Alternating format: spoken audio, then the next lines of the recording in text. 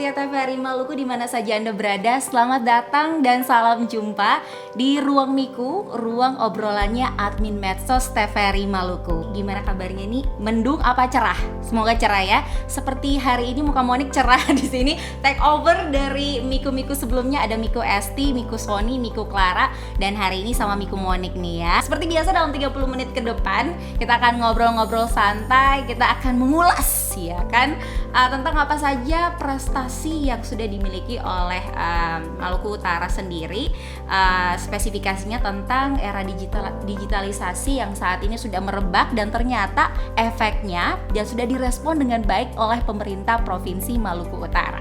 Langsung aja yuk kita kenalan lebih dekat lagi dengan narasumber saya yang satu ini. Tadadeng.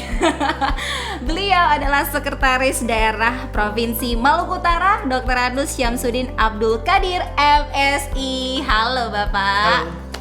Halo. Mantap banget. Apa kabar Pak? Sehat? Sehat, alhamdulillah sehat. Luar biasa. Dari senyumannya sih ya gitu ya, udah sumringah banget ya. Pak, sebelum saya mulai nih ya Pak, mulas. Saya punya pantun nih buat Pak Samsul. Ya, semoga nggak digodain aja. Oke. Saya bantu cakep ya. Boleh. Pakai HP cari wifi. Cakep. Enak. Ketemu si paman petani. Artinya? Jauh-jauh terbang ke Sofivi. Ketemu Pak Sekda yang satu ini. Cie, tepuk tangannya dulu dong. Mau balas Pak? Oke, baik. Nah Pak Syamsuddin, terima kasih banyak nih ya sudah meluangkan waktu untuk ngobrol-ngobrol bersama pemirsa TVRI Maluku lewat podcast Ruang Miku nih Pak. By the way Pak, ini waktu datang ke sini ruangannya agak ini ya Pak, yang kurang ramai ya Pak. Kira-kira ada apa nih Pak? Hari Jumat di sini biasanya ngapain Pak kantornya? Oke, baik, terima kasih. Jadi kita memang semenjak pandemi COVID itu kita telah banyak melaksanakan kerja di rumah, dikenal dengan work from home. Nah, oleh karena itu sampai dengan saat ini masih banyak juga yang work from home, tapi juga sebagian bekerja di kantor. Nah, ini yang saat ini juga termasuk kita memanfaatkan era digitalisasi itu ya. Betul. Jadi kita sekarang bisa berada di mana saja untuk bekerja, ngantor bisa dari mana saja. Yang dituntut dari semua pegawai adalah kinerjanya, apa yang dia lakukan. Kita bisa meminta mereka membuat surat dari jarak yang jauh. Wow. Gitu kan? Betul. Nah, itulah hebatnya era digitalisasi ini. Nah, sehingga kita berharap bahwa meskipun berada di mana saja, semua bisa tetap melaksanakan pekerjaannya dengan baik. Itu kira-kira. Betul. Pak Syamsuddin, berarti sekalipun pegawainya tidak masuk tetapi tetap produktif ya, work from home dengan menggunakan teknologi digitalisasi saat ini. Baik, Pak Syamsuddin, sebelumnya sudah saya research juga dengan tim jabatan-jabatan sebelumnya Bapak nih ya, supaya kita kenalan dengan dekat ya dalam 30 menit ini dengan sosok Pak Syamsuddin. Nah, beliau ini juga adalah mantan Kepala Dinas Pariwisata Provinsi Maluku Utara, mantan Kepala Bapeda Kabupaten Kepulauan Morotai, dan mantan PLT Sekda Kabupaten Kepulauan Morotai. Betul atau salah? Betul. Betul ya pemirsa ya. Pak, ini banyak anggapan di luar sana khususnya anak-anak milenial nih Pak. Kalau misalkan jadi pejabat kayaknya keren nih, enak nih kayaknya. Nah Pak, selama menjabat jadi pejabat sejauh ini, enak kasing Pak? Enak atau tidak Pak? Ya, jadi saya kira pasti di posisi siap dimanapun kita berada, itu pasti ada tantangan, ada hambatan, ada gangguan terhadap pola hidup kita. Nah, begitu juga kita ketika menjadi seorang pejabat, pasti ada susah senangnya. Tentu saja pasti seperti itu. Kita pada dasarnya adalah jabatan ini menjadi tanggung jawab kita untuk mengabdikan diri kepada masyarakat. Itu pasti idealnya seperti itu. Nah, dalam melaksanakan tugas tergantung kepada kita. Kalau kita merasa enjoy terhadap tugas itu, pasti kita akan merasa enak saja dari sisi pelaksanaan tugas itu. Nah, kalau kita menganggap itu sebagai beban, maka kita pasti akan merasa susah dalam melaksanakan pekerjaan itu. Di posisi apapun, bukan hanya seorang pejabat. Staf pun kalau dia merasa enjoy terhadap pelaksanaan tugasnya, pasti dia merasa senang. Saya kira begitu. Enaknya apa dulu nih Pak? Iya, enaknya saya kira bagi orang-orang yang menyatakan bahwa ini enak, kalau bagi saya enaknya adalah ketika kita mampu memberikan yang terbaik bagi masyarakat. kan kira-kira begitu. Nah jadi kalau misalnya enak dari pandangan orang kan pasti menyatakan oh pejabat ada uangnya, dia kemudian bisa sering jalan-jalan, kemudian bisa sebagainya. Nah itu kan pandangan orang. Tapi tergantung kepada kitanya. Kalau kita merasa bahwa yang paling enak dari kita adalah kita bisa membuat yang terbaik untuk masyarakat kita. Oke, nah sekarang tidak enaknya Pak, Ya. apa tuh? Tidak enak tentu saja ketika ada target-target pekerjaan yang tidak dapat kita lakukan, gitu kan. Kemudian kalau dari pandangan orang ya tidak enaknya pasti kita pejabat ini kan pasti disorot. Apapun kita disorot, kita punya waktu yang sedikit untuk keluarga. Kita tidak bisa bersantai-santai yang berlebihan besar karena kita dituntut untuk bertanggung jawab dalam melaksanakan tugas. Saya kira demikian. Oke, baik. Jadi capek juga ya Pak ternyata. Ya lumayan. Harus kerja lebih Ya. 24 jam. Semakin bisa tinggi 24 jabatan jam, semakin ya? banyak pekerjaan. Betul.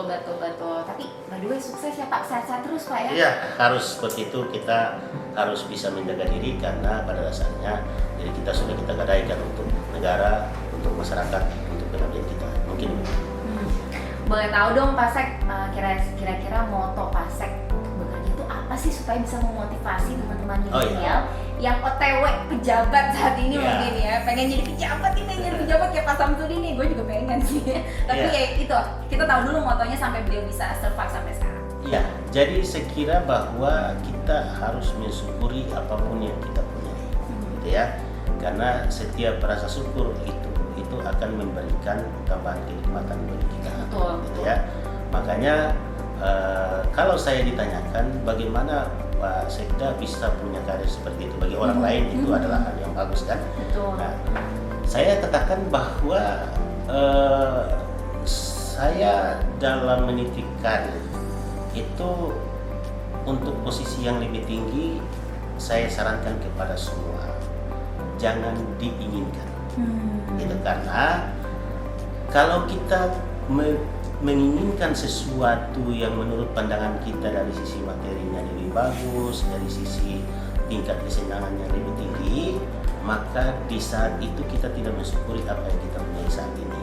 Nah, kalau kita tidak mensyukuri apa yang kita punya saat ini, maka tentu saja kita akan tidak enjoy dalam melaksanakan tugas.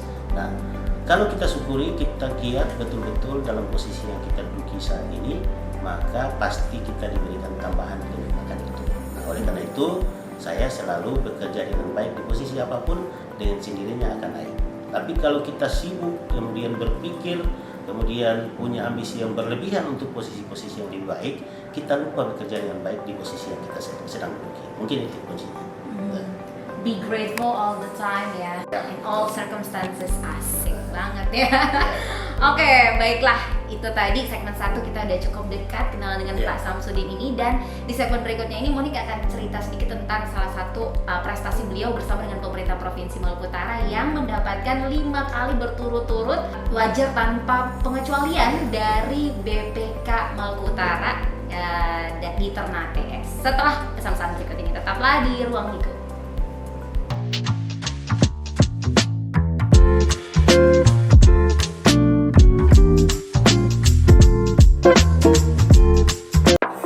Lagi nyari podcast yang bahas viral-viral, narasumber dan bintang tamu yang lagi nge-hits? Kamu nggak salah nonton yang satu ini. Podcast Ruang Miku. Yap, podcast Ruang Miku. Ruang obrolan admin medsos TVRI Maluku. Ada yang baru nih? Iya, ini program terbaru dari TVRI Maluku yang kekinian dan millennials banget. Dipandu oleh host-host yang asik, cantik dan ganteng dong pastinya. Tayang setiap Sabtu pada pekan kedua dan keempat setiap bulannya pukul 17.00 waktu Indonesia Timur, dan live di seluruh akun media sosial @tvri Maluku. Jangan sampai kelewat ya setiap episodenya, karena akan ada games dan kuis menarik juga buat seluruh pemirsa setia TVRI Maluku. See ya!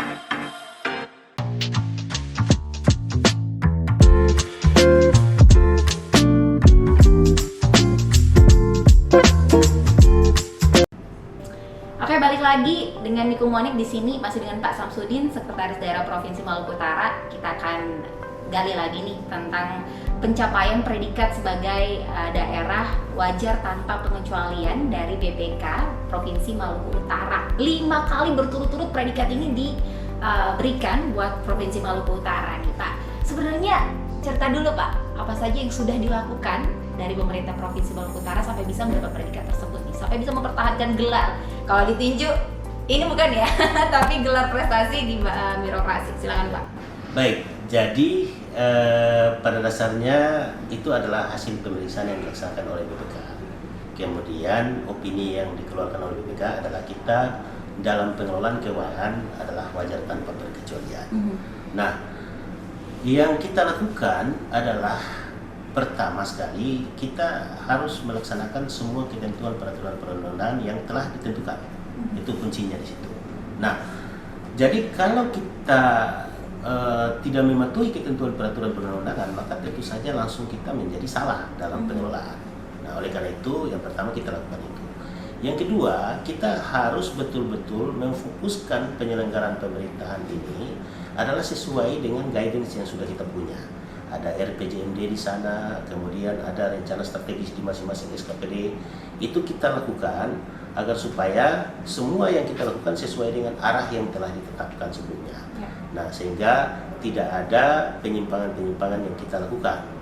Yang berikutnya adalah setiap apapun yang kita lakukan, apabila terjadi kesalahan-kesalahan, maka kita harus buka bahwa ini ada permasalahan yang terjadi di sini, sehingga kita situasinya menjadi seperti ini. Nah, disitulah kemudian mereka bisa melihat bahwa apa yang kita lakukan itu adalah hal yang wajar. Nah, kalau kita kemudian menutupi, maka BPK nanti akan tidak bisa memberikan pendapat, dan kita tidak bisa mengetahui apa yang mereka lakukan, apa yang mereka sembunyikan. Nah, disitulah kita tuntut terus semua SKPD, kita minta agar melaksanakan pekerjaannya sesuai ketentuan, kemudian melakukan program-program sesuai dengan apa yang telah digariskan, dan yang berikutnya jujur dalam pelaksanaan kegiatan dan berupaya menghindari semua penyimpangan-penyimpangan. Saya kira itu yang kita lakukan. Baik, nah tentunya untuk mewujudkan prestasi ini juga tentunya pemerintah Provinsi Maluku Utara sudah membuka diri tentang namanya perkembangan teknologi digital ya. Tentunya sangat membantu nih Pak. Pentingnya atau manfaatnya perkembangan teknologi digital saat ini untuk birokrasi pemerintah di Maluku Utara, apakah sudah menolong untuk mewujudkan prestasi-prestasi tersebut Pak? Ya, saya kira ini untuk digitalisasi ini sudah keniscayaan aman ya saat ini, karena sudah sangat membantu. Makanya pemerintah saat ini mengarahkan penyelenggaraan pemerintah itu dengan SPBE istilahnya, sistem pemerintahan berbasis elektronik. Itu sudah menjadi keniscayaan, karena di semua lapisan masyarakat saat ini kan juga sudah memanfaatkan kemajuan teknologi ini. Nah, oleh karena itu dengan menggunakan berbagai aplikasi-aplikasi yang dipakai di pemerintahan saat ini sangat membantu pemerintah, misalnya dalam penyimpanan data, kita mencari data juga lebih mudah, kemudian dalam penyebaran luasan informasi, dari sisi pelayanan-pelayanan yang diberikan, itu semua dengan menggunakan digitalisasi ini sangat membantu memudahkan pekerjaan pemerintah sendiri dan juga membantu dalam memudahkan pelayanan kepada masyarakat. Saya kira begitu. Jadi Provinsi Maluku Utara ini juga sudah menerapkan yang namanya sistem DILAN ya. Apakah itu DILAN? Digital melayani.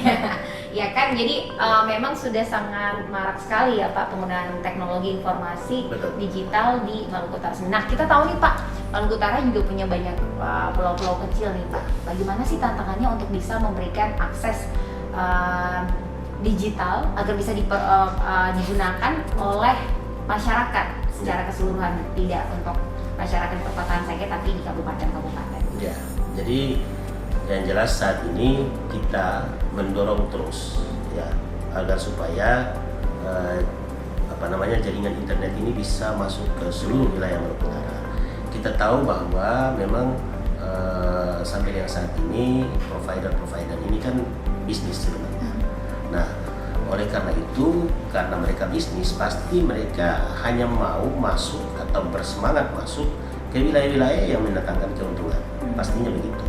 Nah, oleh karena itu ada program-program pemerintah yang memprogramkan pembangunan-pembangunan yang mendorong agar supaya provider-provider ini dia kurang biaya operasionalnya. Misalnya ada program pemerintah untuk membangun tower misalnya.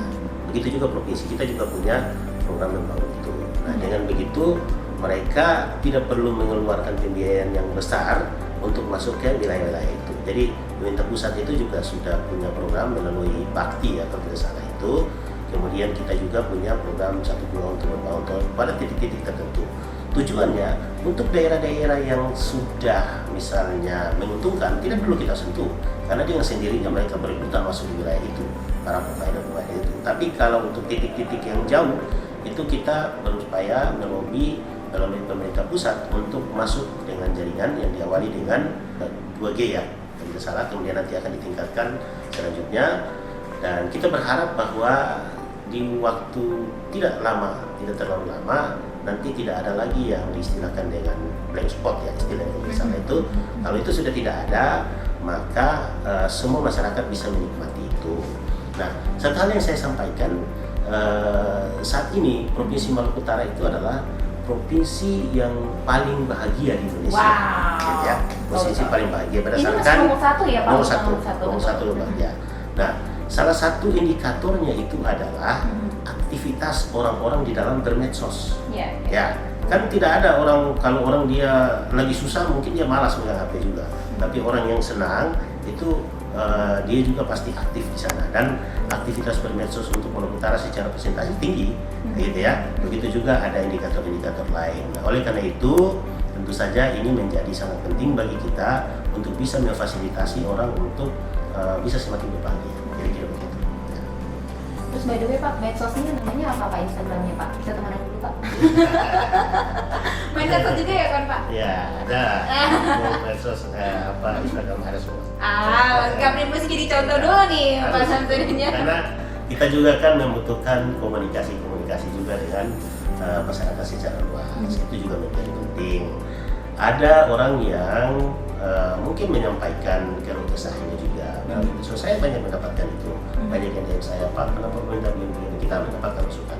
Sehingga saya berharap bahwa kita harus membuka diri itu, karena untuk mencapai suatu kemajuan suatu daerah itu kita harus dikritik. Betul. Kalau kita tidak dikritik, maka kita akan dibiarkan melakukan kesalahan terus begitu.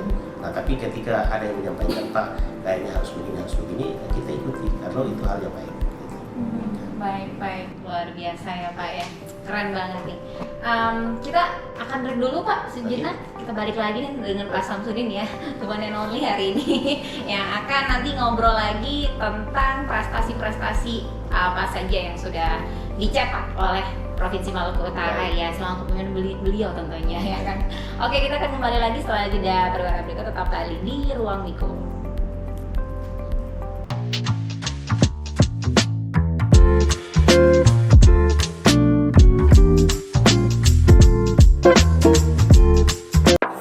Lagi nyari podcast yang bahas viral-viral, narasumber dan bintang tamu yang lagi nge-hits? Kamu nggak salah nonton yang satu ini. Podcast Ruang Miku. Yap, podcast Ruang Miku. Ruang obrolan admin medsos TVRI Maluku. Ada yang baru nih? Iya, ini program terbaru dari TVRI Maluku yang kekinian dan milenials banget. Dipandu oleh host-host yang asik, cantik dan ganteng dong pastinya. Tayang setiap Sabtu pada pekan kedua dan keempat setiap bulannya pukul 17.00 waktu Indonesia Timur. Dan live di seluruh akun media sosial @TVRI Maluku. Jangan sampai kelewat ya setiap episodenya, karena akan ada games dan kuis menarik juga buat seluruh pemirsa setia TVRI Maluku. See ya!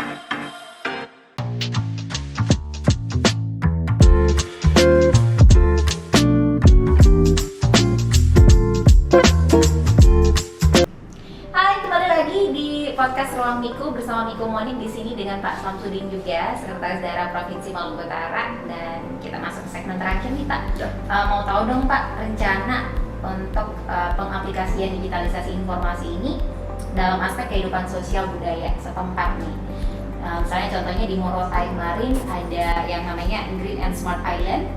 Kalau di kota di Provinsi Maluku, Kota Ambon kita tahunya Smart City, tetapi kalau di Morotai ada Green and Smart Island. Itu seperti apa sih konsepnya, terus yang ditonjolkan di situ kalau gitu? Baik, jadi memang Maluku Utara ya, kita mulai dengan visi misi dari Pak Gubernur dan Wakil Gubernur, yaitu Maluku Utara Sejahtera ya.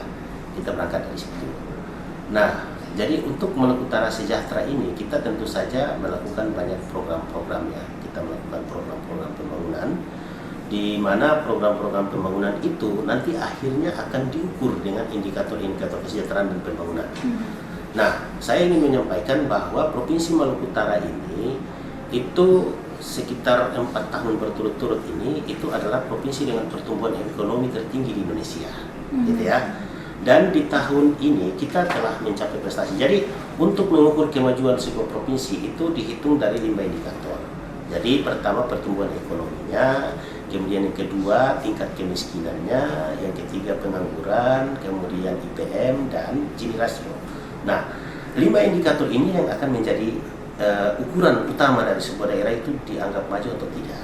Nah, dari kelima itu kita hanya IPM yang kita masih di bawah rata-rata nasional, tapi kita bertumbuh, gitu ya. Pengangguran kita juga berkurang, kemudian Gini rasio kita juga mengecil, kita juga punya tingkat kemiskinan masih di bawah rata-rata nasional. Jadi artinya dari sisi prestasi penyelenggaraan pemerintahan kita kalau di mix dari 5 indikator itu kita berada pada posisi nomor 4, gitu ya, itu pertama.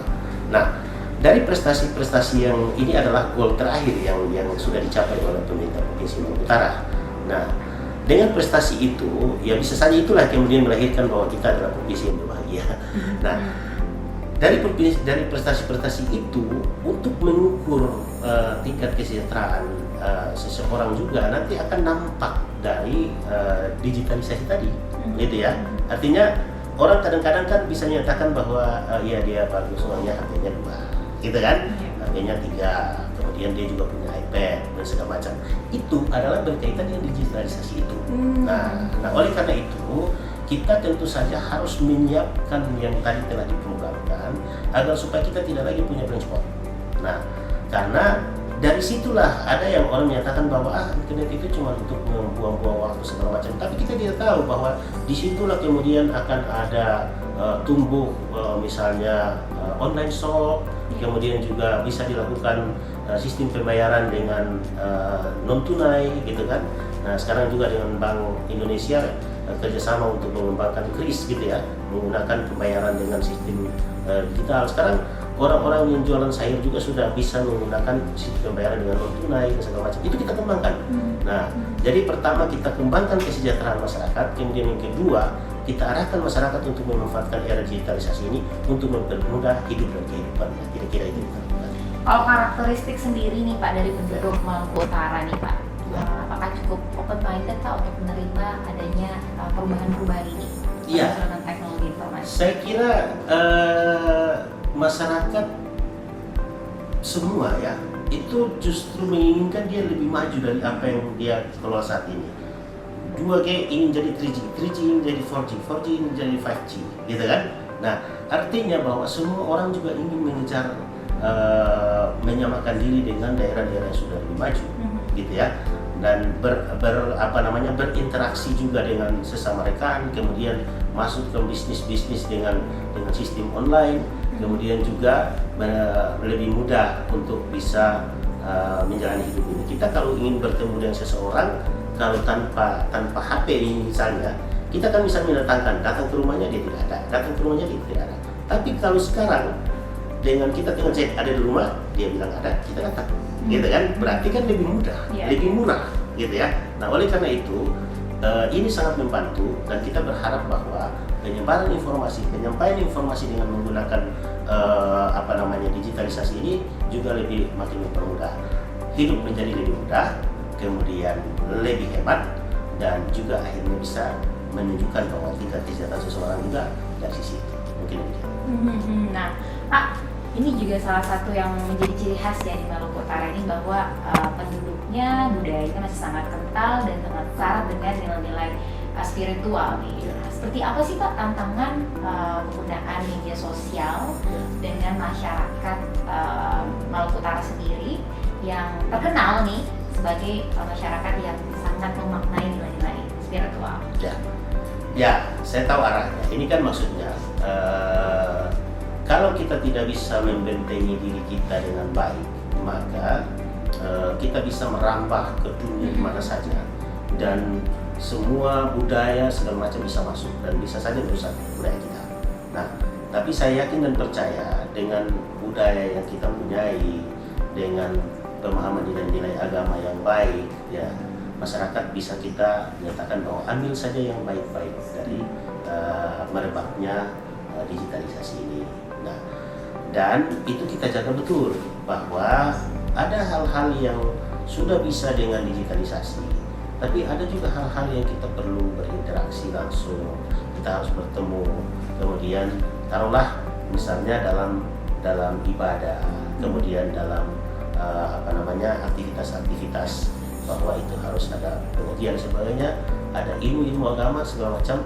Ada yang bisa melalui digitalisasi, tapi ada juga yang perlu transfer knowledge itu melalui tatap muka dan sebagainya. Itu menjadi sangat penting.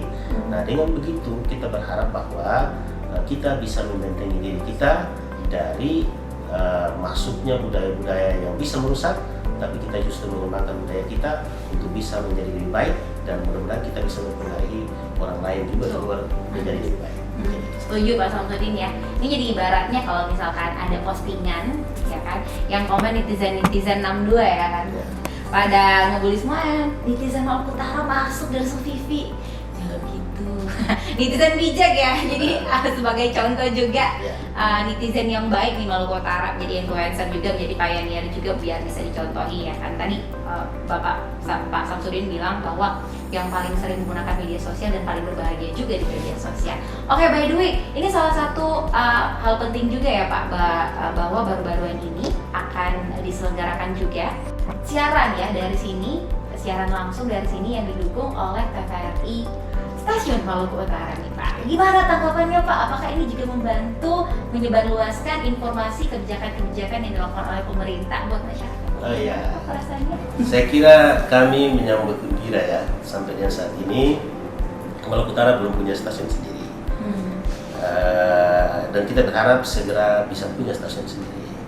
Nah, tapi sebelum punya stasiun sendiri, ya kita berharap stasiun TVRI Ambon atau Maluku bisa membantu kita karena menginformasikan kesuksesan dan untuk menginformasikan pembangunan, kemudian juga menyampaikan kepada masyarakat bahwa apa-apa saja yang kita lakukan itu penting kita sampaikan kepada masyarakat, sehingga kalaulah ada yang kita lakukan itu kurang, salah dan sebagainya, kita mendapatkan respon. Nah, kalau kita tidak bisa menyampaikan semua itu, maka bisa saja responnya kecil dan kita tidak bisa memperbaiki apa yang kekurangan-kekurangan kita itu.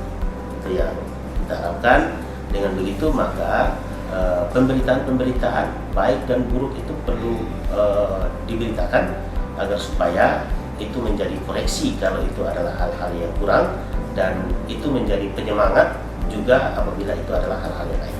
Wow, ini juga angin segar ya buat Maluku Utara. Yeay, ini ikut dulu Pak tagline-nya, TVRI Media Pemersatu Bangsa. Kalau mau dibilang TVRI, bapaknya langsung bilang Media Pemersatu Bangsa. Oke Pak Dil? Oke, udah senyum-senyum aja Pak.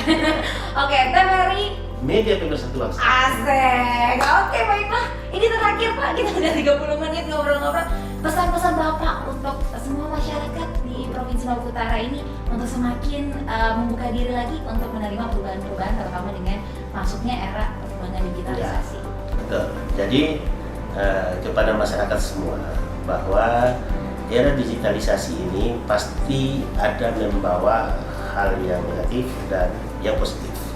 Nah, oleh karena itu untuk yang negatif disaring, jangan dipakai untuk berlebihan atau bisa dipakai untuk hal-hal yang salah, tapi kita gunakanlah sisi positif dari era digitalisasi ini untuk mencapai kesejahteraan di Maluku Utara. Baiklah, oke. Itulah tadi closing statement dari Pak Samsudin, Sekretaris Daerah Provinsi Maluku Utara, dan terima kasih banyak Pak ya. Terima kasih, sukses Pak, ya kan, selalu bersyukur, ya kan, pesan-pesan dari Pak Samsudin untuk kita semua di siang hari ini. Sekali lagi terima kasih Pak, sukses terus untuk pemerintahannya. Dan sahabat pemirsa setia TVRI Maluku semuanya, kita sudah 30 menit berbincang-bincang dengan Pak Samsudin. Semoga juga ini menjadi fresh perspektif buat kita semua terutama tentang perkembangan digitalisasi di era modern ini, apa saja yang harus kita buat dan respon melalui topik yang kita pelajari bersama. Oke, akhirnya saya Miku Monica pamit undur diri. Terima kasih, sampai jumpa di lain kesempatan. Bye bye.